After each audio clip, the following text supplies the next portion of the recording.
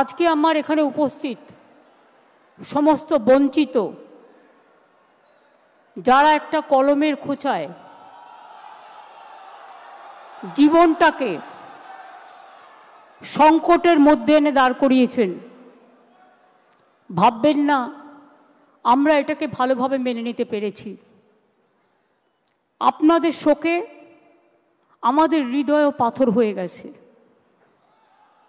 আপনাদের শোকে আমরা মানবিক মানুষ, মনে রাখবেন আমাদের রক্ত যেমন আছে, মাংস যেমন আছে শরীরে, আমাদের হৃদয়ে কিন্তু পাথর নেই।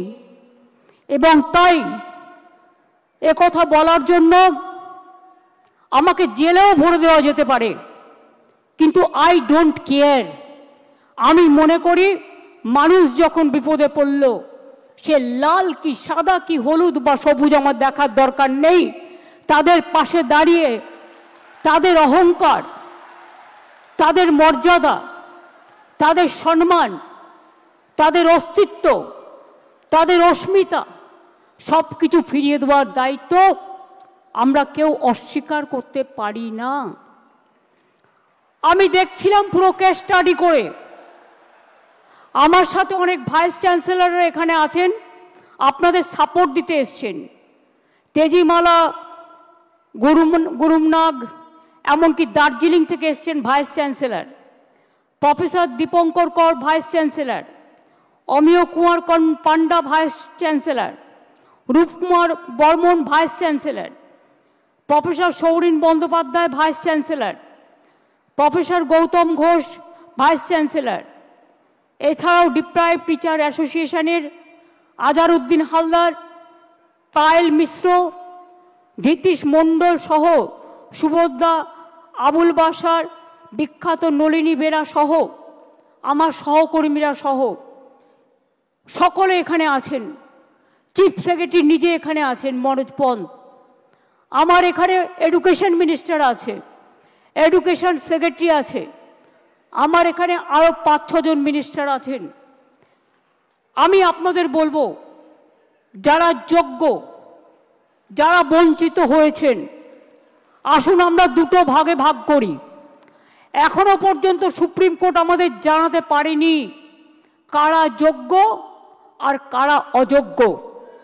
আইনে বলা আছে 9,000-10,000 people can go scot free, but one innocent cannot be punished. এটা হচ্ছে আইনের প্রিন্সিপাল। 2022 থেকে খেলা শুরু করেছিল, একটা নোংরা খেলা। চাকরি দেওয়ার ক্ষমতা নেই, চাকরির কারার যাদের ক্ষমতা আছে তাদের আমি ধিক্কার জানাই। আপনাদের একটা জিনিস বুঝতে হবে, কোনটা মুখ আর কোনটা মুখোশ। কারা যাত্রাপালার মাধ্যমে আপনাদের ভুল বোঝাচ্ছে। রাজ্য সরকার সর্বতোভাবে প্রচেষ্টা নিয়েছিল। প্রথমে সিঙ্গেল বেঞ্চে, আমি যদি মিথ্যে কথা বলি আপনারা আমাকে ধরিয়ে দেবেন, কারণ আপনারা সকলে এর সঙ্গে অবগত আছেন।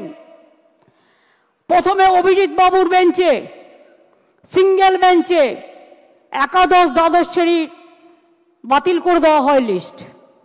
তারপরে ডিভিশন বেঞ্চে অন্যান্যদেরটা সবটাই করা হয় এবং সিবিআইকে কেসটা দেওয়া হয়।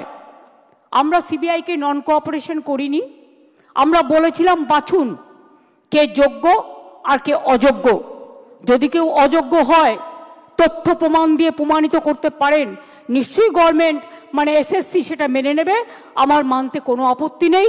কেউ যদি কোনো ভুল করে থাকে তার দায়িত্ব আমরা কেন নেব? আমরা চাই কোনো যোগ্য ব্যক্তির যেন চাকরি না যায়, এটা আমরা অলওয়েজ চাই। কিন্তু ব্যাপারটা কিভাবে বলা হচ্ছে, বলছে 26-এ ভোটে পরাজয় হলে আমরা চাকরি করে দেব। যারা বলছেন, আমি একটা কথা আপনাদের বলি, তারপরে আপনাদের কথায় আমরা কি করতে পারি আমি আসব।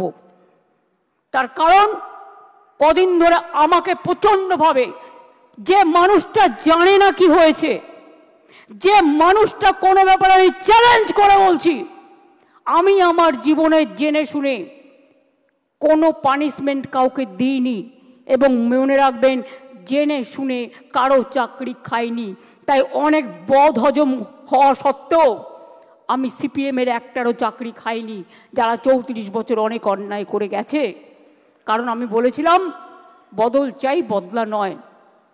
কিন্তু তার মানে এই নয় তুমি গিয়ে কেন অ্যাপ্লাই করলে। ফার্স্ট কোয়েশ্চেন আমার, whether Vikas Bhattacharya will be isolated or not politically. This is my first question. CPM has to answer why he is cancelling all this list. আজকে বাইরে আমার নামে বড় বড় কথা বলছো, আমি তো করিনি। আমি তো চাকরিগুলো দিয়েছিলাম, আমার সরকার দিয়েছিল। একটা দুটো কাজ করতে গেলে ভুল হতে পারে, সে ভুল সংশোধন করে নেওয়ার জন্য তুমি প্রশাসনকে সময় দাও, তা তো তোমরা দাওনি। Right to make blunders, Netaji Subhas Chandra Bose বলেছিলেন ভুল করাটাও একটা অধিকার। যদি কারো ভুল হয়ে থাকে সেই ভুলটাকে সংশোধন করার দায়িত্ব কার? কোর্ট যদি প্রশাসনকে দিত, কোর্ট নিশ্চয়ই কোর্টের কথা মেনে প্রশাসন সে কাজটা করতে পারত। তারপরে গেল ডিভিশন বেঞ্চে, সব বাতিল। আমার মনে আছে সঙ্গে সঙ্গে আমি এডুকেশন ডিপার্টমেন্টকে বললাম সব ভালো ভালো লয়ার দিয়ে 2024-এ আমি দুর্গাপুরে মিছিল করছি ইলেকশনের সময়। তখন হঠাৎ খবর পেলাম যে, তখন কি খবর পেলাম শুনুন, যাদের ভালো লাগবে না তারা নিজেদের জায়গা মতো থাকতে পারেন, আমার কোনো অসুবিধে নেই। বাট যেটা দরকারি সেটা আমার বলতে হবে। আমার কথা আমি সারাক্ষণ গালাগালি খাবো, আর আমার কথা আমি কাউকে বলতে পারবো না। ভাই বোনেরা আমার, তা কি হয়? আমরা তো সবাইকে ডেকেছি। যার ইচ্ছে থাকবেন, যার ইচ্ছে শুনবেন, যার ইচ্ছে গ্রহণ করবেন, যার ইচ্ছে বর্জন করবেন। গণতান্ত্রিক অধিকার সবার আছে, কিন্তু মনে রাখবেন মানুষ যখন বিপদে পড়ে তাকে ধৈর্য ধরে শুনতে হয়। 2024 সালে আমি আসানসোলে দুর্গাপুরে মিছিল করছি। আমার কাছে খবর এলো সুপ্রিম কোর্টে আমরা যখন অ্যাপিল করেছিলাম যে হাইকোর্টের রায়টাকে স্টে করে দেওয়ার জন্য, এবং তদানীন্তন বিচারপতি মিস্টার রেসপেক্টেড চন্দ্রজিৎ, আমাদের চন্দ্রচূড়জি সেটাকে স্টে করে দেন। অর্থাৎ হাইকোর্ট থেকে যে ভবিষ্যৎটা অনিশ্চিত হয়েছিল সেই ভবিষ্যৎটা তিনি নিশ্চিন্ত করে দেন। তারপর আবার দেখলাম আরেকজন বিচারপতি এলেন, একজন প্রধান বিচারপতির একটা রায়কে আর একজন প্রধান বিচারপতি সম্পূর্ণভাবে যোগ্য অযোগ্য না দেখে বাতিল করে দিলেন। মনে রাখবেন, আমায় যদি কেউ চ্যালেঞ্জ করে আমি কিন্তু চ্যালেঞ্জটাকে মোকাবিলা করতে জানি। আমি কোর্টকে বলছি না, এটা কোর্টের দোষ নয়, দোষ তো সেই মুখ আর মুখোশদের যারা আপনাদের নিয়ে খেলা করেছে। বাট আমি একটা কথা বলতে চাই, আমি বেঁচে থাকাকালীন যোগ্য প্রার্থীদের কারো চাকরি কেড়ে নিতে দেব না। It is my commitment.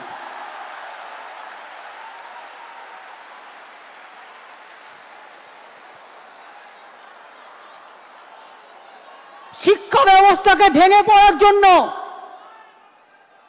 ভেঙে ফেলে দেওয়ার জন্য, শিক্ষা ব্যবস্থাকে ভেঙে ফেলার জন্য একটা চক্রান্ত চলছে, একটা পরিকল্পনা চলছে।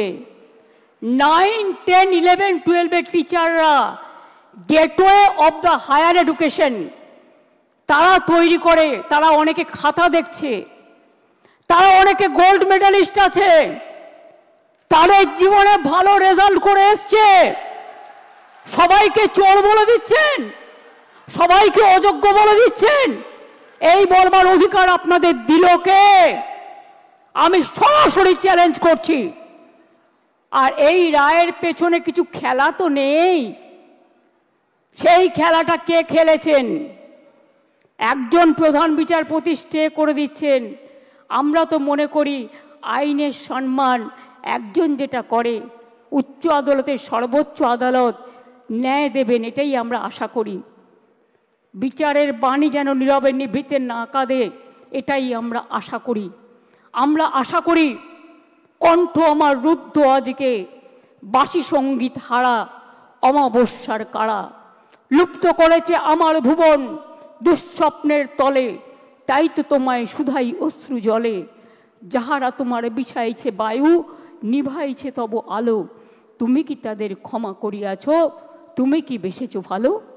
আমরা সরকারের পক্ষ থেকে শিক্ষা ব্যবস্থা যাতে ভেঙে না পড়ে, তার জন্য আমরা প্রথমে আমি একটু কোর্টের ভাষায় বলি। কোর্টের ভাষাটা, তার কারণ মনে রাখবেন, কোর্ট যখন একটা রায় দেয়, সে রায়টাই নাকি চূড়ান্ত রায়। সেই জন্য একটু কোর্টের ভাষায় বলি। সুপ্রিম কোর্ট বলেনি কে যোগ্য কে অযোগ্য, তালিকা দেয়নি। সরকারকে যোগ্য ও অযোগ্যদের আলাদা করার সুযোগ আদালত দেয়নি। ফ্যাক্ট ফাইন্ডিংয়ের অনুমতিও দেয়নি। সিবিআই যা যা কাগজপত্র চেয়েছিল তদন্ত করার জন্য, এসএসসি সব কাগজপত্র তাদের দিয়ে সাহায্য করেছিল। আমরা লয়ার কাদের দিয়েছিলাম শুনে রাখুন, আমরা লয়ার যাদের দিয়েছিলাম এবং এখনো দেব, সেই লয়ার কারা একটু জেনে রাখুন, আপনাদের জানার প্রয়োজন হয়। তার কারণ, জাস্ট এ মিনিট,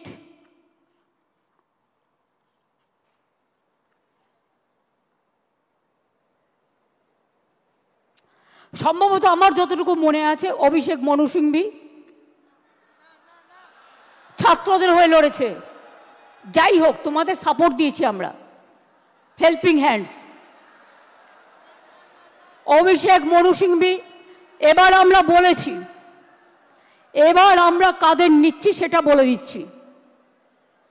আমরা অভিষেক মনু সিংভিকে বলছি, আমরা কপিল সিব্বলকে বলছি, আমরা রাকেশ দ্বিবেদীকে বলছি, আমরা কল্যাণ ব্যানার্জিকে বলছি, আমরা প্রশান্ত ভূষণকেও বলতে বলেছি, এবং তাছাড়াও আরও অনেক লিগাল ফার্ম থাকবে যারা রাজ্য সরকারের হয়ে যোগ্য টিচারদের সমর্থনে আইনের লড়াই করবে। আমি কোর্টের কথায় বলছি, এই লাইনটা আমি বলবো কোর্টের কথায়, কারণ মনে রাখবেন আজকে যে আলোচনাটা হচ্ছে, এই রেকর্ডটা কেউ কেউ আবার ট্যাপ করে প্রধান বিচারপতির কোর্টে পাঠাবেন আমাকে যাতে জেলে পড়া যায়। তাই মনে রাখবেন, আমি লটা জানি, আমি নিজেও লয়ার হিসেবে অনেকগুলো কেস করেছি। While we are bound by the ruling of the Honorable Supreme Court, যারা এটা কোর্টে পাঠাবেন ভালো করে শুনে নিন। While we are bound by the ruling of the Honorable Supreme Court, we are taking proactive steps to ensure that the situation is handled with the utmost care and fairness.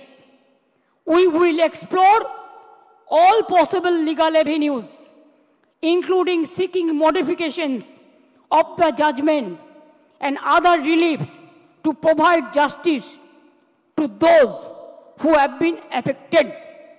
যারা আজকে শিক্ষা কাঠামোকে সম্পূর্ণ ভেঙে দিয়েছে, আমি তাদের জন্য বলতে চাই, আমরা এটা নিশ্চিত করব, আমরা একটা ক্ল্যারিফিকেশন চাইব প্রথমে। তার কারণ যে যারা এখন চাকরি করছেন, ভালো করে শুনুন, এইটা আমরা ক্ল্যারিফিকেশন চাইব কোর্টের কাছে ফার্স্ট, যে তারা আজকে কি করবেন। আপনারা যে বললেন নতুন করে পরীক্ষা নিয়ে লিস্ট করতে, আগে আমাদের জানতে হবে যে স্কুলের বাচ্চাগুলোকে তারা পড়াতেন, যারা স্কুলে যেতেন, যারা কাজ করতেন, যারা শিক্ষক শিক্ষিকারা আজও স্কুলে অনেকে যাচ্ছেন, তাদের জন্য আপনাদের কি ক্ল্যারিফিকেশন? স্কুল কে চালাবে? কাজগুলো কে চালাবে? না খেয়ে মানুষ মেরে দেবার অধিকার তো আমারও নেই, আপনারও নেই, কারোরই নেই। তাই এইটার ব্যাপারে আমার অনুরোধ, যারা চাকরি দিতে পারবেন না তারা যেন চাকরি কেড়ে না নেন, এটা নিশ্চিন্ত করবার জন্য যা করার এডুকেশন ডিপার্টমেন্ট করবে। আদালতের রায় বেরোনোর 15 মিনিটের মধ্যে আমি নিজে চিফ সেক্রেটারি এডুকেশন ডিপার্টমেন্টকে দিয়ে ডিটেলস মিটিং করিয়েছি এবং আমরা আমাদের প্রসেস শুরু করতে বলেছি। আদালতের রায় বেরোনোর 2 ঘন্টার মধ্যেই চিঠি পাঠানো হয়েছে কমিশনকে। আমার বিশ্বাস, আমি আপনাদের বলছি, আমি এখন ভবিষ্যতেরটাও বলে রাখছি, ধরুন ক্লারিফিকেশনে বলে দিল না চাকরি করা যাবে না যতক্ষণ পর্যন্ত ফ্রেশ অ্যাপয়েন্টমেন্ট হবে না। আমায় দুটো দিক ভেবে রাখতে হচ্ছে, কোনটা মাইনাস হতে পারে, কোনটা প্লাস হতে পারে। ইফ ইট ইজ মাইনাস, তাহলে আমরা কি করব?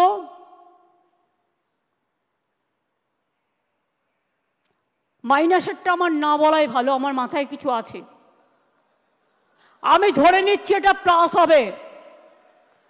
প্লাস মানে নিশ্চয়ই ক্লারিফাই করে let the good sense prevails, এবং তারা যারা যোগ্য তাদের চাকরি না কেড়ে নিয়ে তাদের কাজ করবার সুযোগ দেবেন। বাই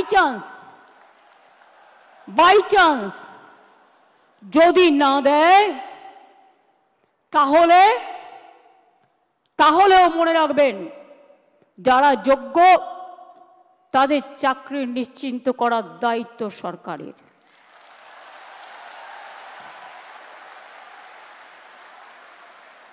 পরিষ্কার বলছি, কোনো রাগঢাক নেই। সুপ্রিম কোর্টের আইন অনুযায়ী করব। কিভাবে করব? যখন কেউ পথ দেখায়, পথের মধ্যেই পথ খুঁজে নেয়। পথে চলতে গেলে গর্ত আসতে পারে, পথে চলতে গেলে কিছু রাস্তা ভাঙা থাকতে পারে, বাট ভাঙা রাস্তা পেরিয়েই মানুষকে এগিয়ে যেতে হয় সফল রাস্তায়। এবং তাই মনে রাখবেন, আমাদের plan A ready, B ready, C ready, D ready and E ready. মনে রাখবেন, এই যোগ্য টিচারদের চাকরি যাতে কোনোভাবে না যায়। যদি বলে তোমাকে 2 মাসে প্রসেস করতে হবে, আপনাদের তো কেউ চাকরি টার্মিনেট করেনি এখনো পর্যন্ত, করেছে কি? কোনো নোটিশ পেয়েছেন? আপনার বিরুদ্ধে দুর্নীতি না যদি প্রমাণ করতে পারে তো কি আপনাকে কেউ যেতে বারণ করেছে? যান না, আপনি আপনার কাজ করুন না। আপনার কাজ কে বারণ করেছে? আপনারা বাচ্চাদের শিক্ষা দেবেন না? আপনারা বাচ্চাদের পড়াবেন না? আপনারা স্কুলগুলোতে ক্লাস করবেন না? হ্যাঁ, তখন যদি সুপ্রিম ভলেন্টারিলি সার্ভিস কিন্তু সবাই দিতে পারে, সেখানে কিন্তু আটকাবার কোনো জায়গা নেই কারো। সেখানে কি করে আপনাদের চলবে? ধরুন ধরে নিলাম ওরা করলো না, বলল না হবে না, তখন আমি কি করব? তখন আমি এডুকেশন ডিপার্টমেন্টকে রিকোয়েস্ট করতে পারি। কি রিকোয়েস্ট? এটা আমরা লিগাল আলোচনা করেই বলছি যে 2 মাস বলেছে তো 3 মাসের মধ্যে প্রসেস কমপ্লিট করতে হবে। যারা চাকরি করছেন, দাঁড়া, আরে ভাই আমি মাইনাসটা তো বলে রাখবো। ধরুন যদি না করে সুপ্রিম কোর্ট, তাহলেও মনে রাখবেন অল্টারনেটিভ যা করার আমরা করব। এবং সেক্ষেত্রে আপনারা যাতে আবার চাকরি ফিরে পান তার ব্যবস্থা প্রসেসের মধ্যে দিয়েই 2 মাসের মধ্যেই কমপ্লিট হবে এবং আপনাদের চাকরি ব্রেক হবে না। কারণ আপনার এক্সপিরিয়েন্স এবং অ্যাডিশনাল কনসেশন আপনারা পাবেন যারা 10 বছর ধরে চাকরি করছেন। এটা মাথায় রাখবেন।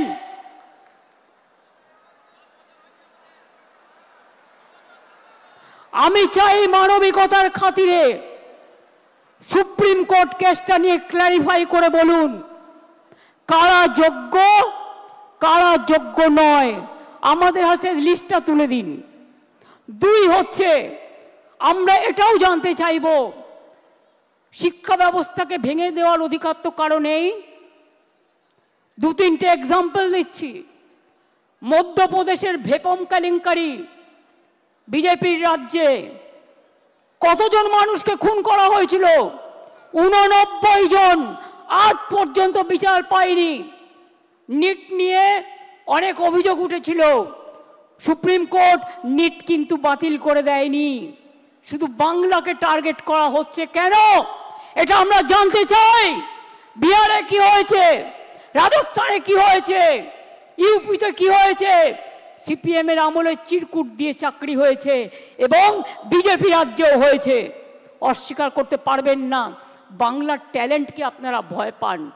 কাজেই আজকে আমি এ কথা বলতে এসেছি, দুটো ভাগ এই পর্যায়ের, একটা যোগ্য আর একটা অযোগ্য।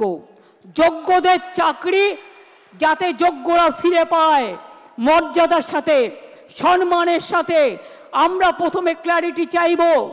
যদি ক্ল্যারিটি সুপ্রিম কোর্ট ক্লিয়ার করে দেয় আমরা সকলে গ্রেটফুল থাকব, আর যদি না করে তখন আমাদের রাস্তা থেকেই আমরা রাস্তা বের করে নিয়ে আপনাদের পাশে দাঁড়াবো, যাতে আপনাদের কোনো অসুবিধে না হয়।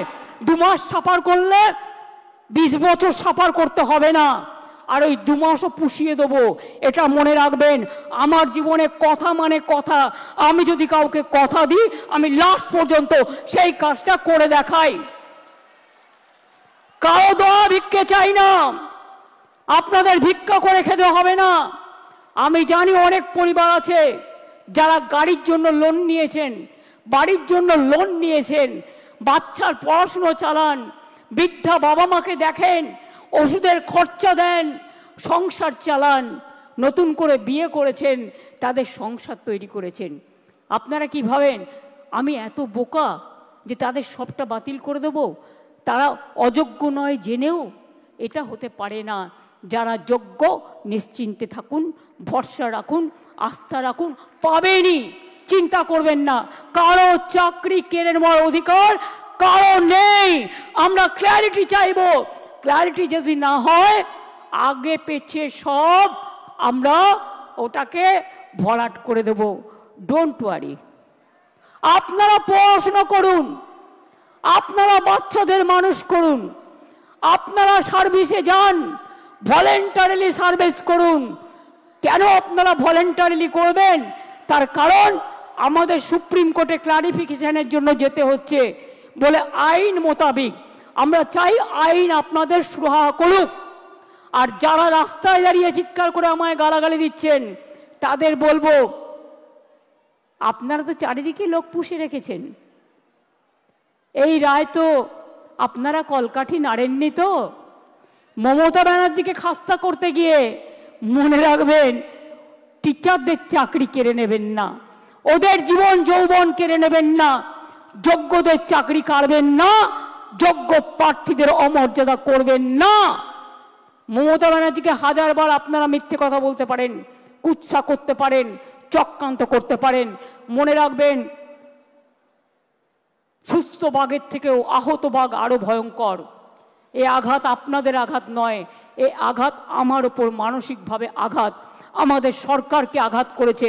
এই আঘাতের প্রত্যুত্তর আমরা ফিরিয়ে দেব কাজের মধ্যে দিয়ে, সম্মানের মধ্যে দিয়ে, জীবন জীবিকার মধ্যে দিয়ে।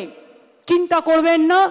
আর কেউ কারো উস্কানি সুরে, প্ররোচনা শুনে প্লিজ দয়া করে প্ররোচিত হবেন না।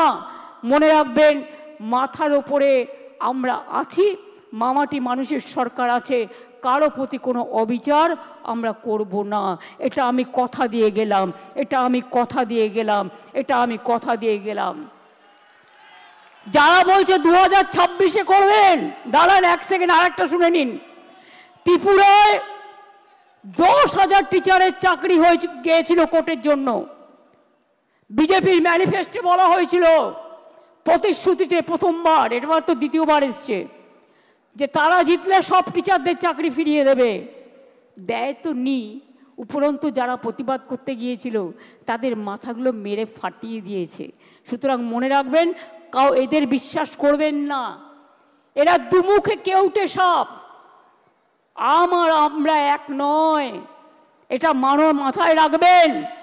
আম গাছে কখনো আমরা ফলে না, আর আমরা গাছে কখনো আম ফলে না, এটা মাথায় রাখবেন। এবং তাই এই কেসটাও আমরা লড়বো, just like a royal Bengal tiger.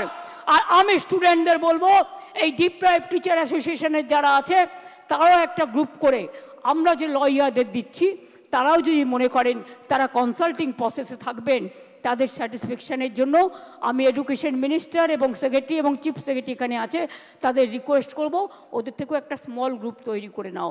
আর এদের আপনারা ডিপেন্ড করুন যাতে টাইম টু টাইম সঠিক মেসেজ আপনারা করতে পারেন। আমি এইটুকু বলবো, নিশ্চিন্তে থাকুন, ভরসা রাখুন। আগে আমাকে যোগ্যদেরটা ঠিক করতে দিন, আগে আমাকে যোগ্যদেরটা ঠিক করতে দিন, তারপরে আমি অন্য কথা বলবো, আমি আবার ডাকবো। আগে যোগ্যদেরটা হয়ে যাক, বাদ বাকি যারা থাকবেন, যাদের অযোগ্য বলা হচ্ছে তাদের বিরুদ্ধে কি কি এভিডেন্স আছে আমি দেখব। সত্যিই যদি এভিডেন্স প্রমাণিত হয় তারা অযোগ্য, তখন আমার কিছু হয়তো করার থাকবে না ওই ডিপার্টমেন্টে, কিন্তু সেটা নিয়ে আমরা আলোচনা করব পরে।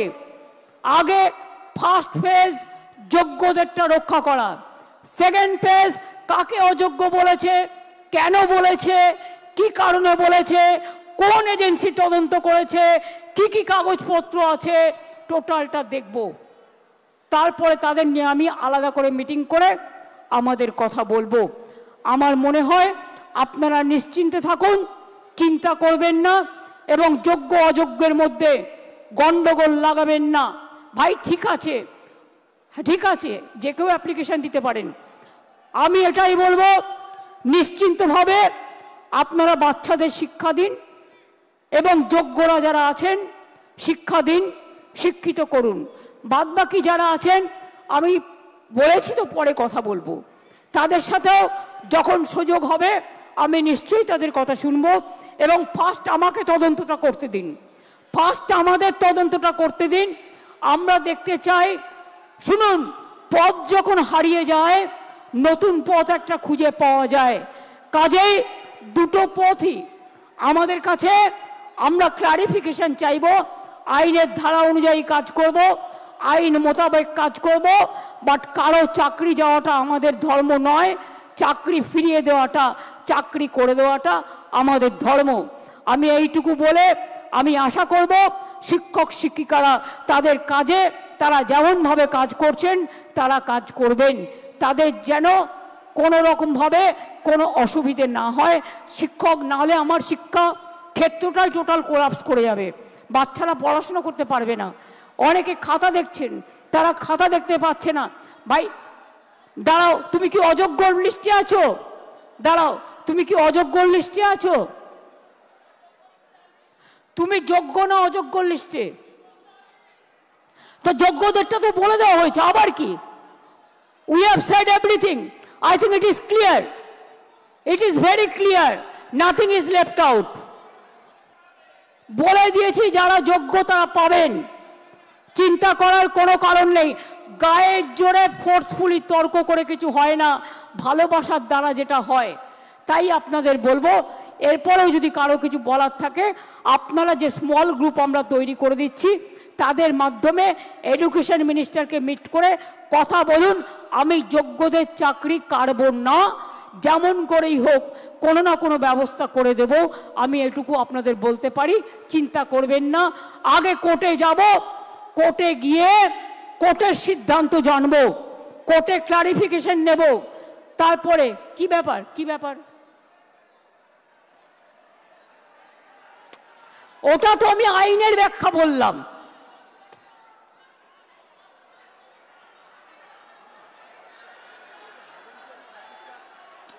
আরে ভলেন্টারিলি বলছি না, শুনুন, আমি কোর্টের ভাষা বলছি। Please understand, now we are under the court verdict and court judgement. আর আপনাদের রিপ্রেজেন্টেশন এখানে আছে। আমি কেন বলছি, কোর্ট আমায় বলতে পারে আমি বাতিল করলাম, তুমি ওদের কেন যেতে বলছো? আমি যেতে বলছি এই কারণে যে যে কেউ সার্ভিস দিতে পারে ফর হিউম্যানিটি, তাদের সার্ভিস কেউ কাটতে পারে না।